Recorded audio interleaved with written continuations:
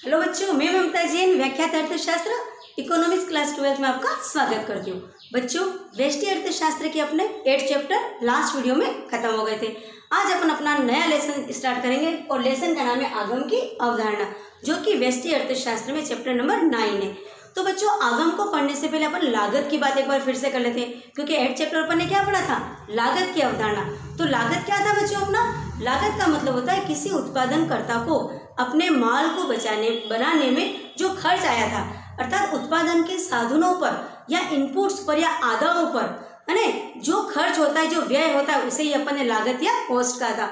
फिर अपन ने कॉस्ट के टाइप पढ़े थे, मौद्रिक लागत, अवसर लागत, सामाजिक लागत, फिर अल्पकाल के अंदर अपन ने लागतें पढ़ी थी और दीर्घकाल में लागतें पढ़ी थी।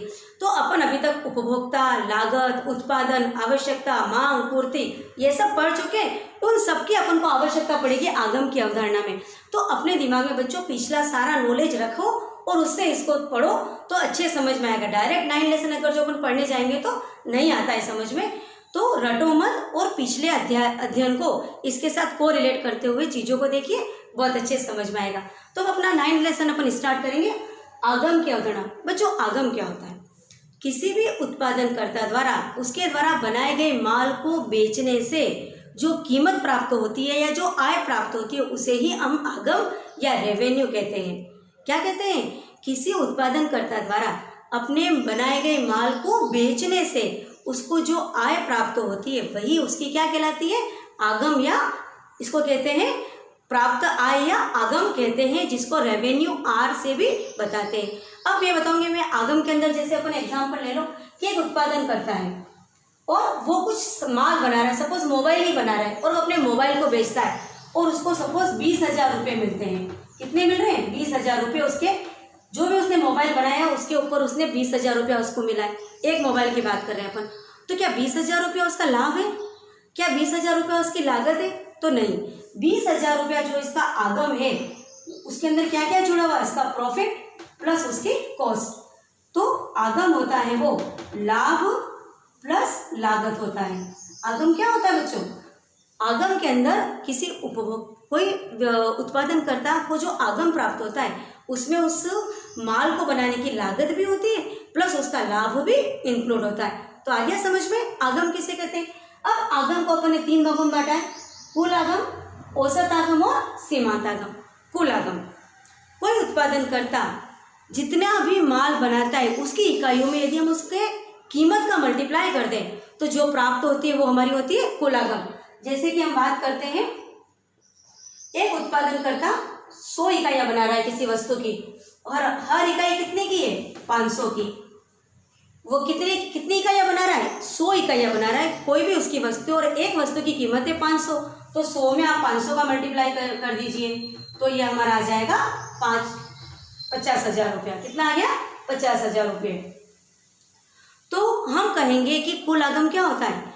एक वस्तु की कीमत इंटू टोटल जितनी वस्तुएं बनाई है वो, अर्थात किसी उत्पादनकर्ता द्वारा बनाए गए माल की संख्या में यदि हम उसकी कीमत का गुणा करते तो हमें कुल आगम प्राप्त होता है, जिसे हम टीआर से लिखते हैं। अब हम बात करते हैं औसत आगम की।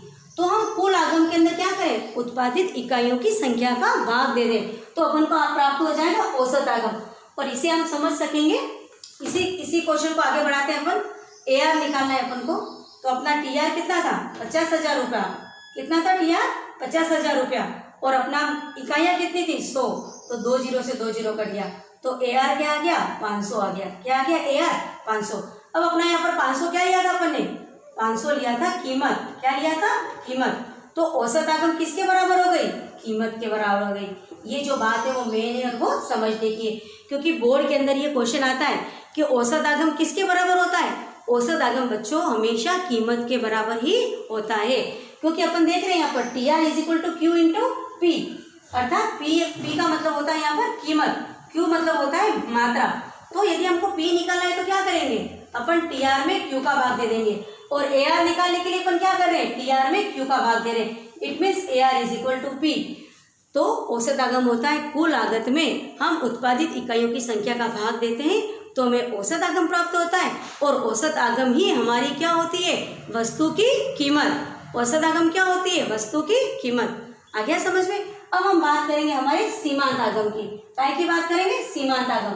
तो सीमांत आगम क्या होता है? एक अतिरिक्त इकाई की बिक्री से कुल आगम में जो परिवर्तन आता है उसे ही हम सीमांत आगम कहते हैं।